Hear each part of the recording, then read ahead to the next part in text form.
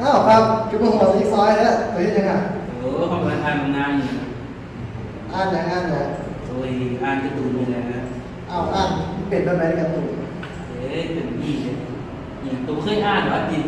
บอกแล้วผมคืออะไรโอ้บอกเขาได้ไหมเดี๋ยวมาเดี๋ยวเขาแนะนำให้นี่ต้องเว็บนี้เลยสายนี่ต้องเว็บนี้เว็บนี้มางานซิ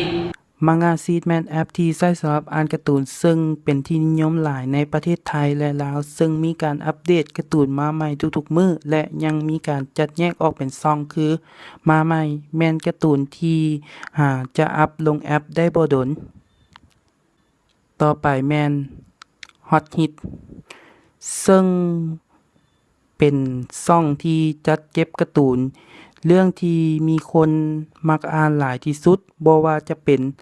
One Piece ช่องพิเศษแม่นเป็นช่องที่มีการจัดเก็บการ์ตูนพิเศษที่ต้องซื้อลิขสิทธิ์จึงจะสามารถเบิ่งได้และมันยังมีระบบจดจำซึ่งจะทำการ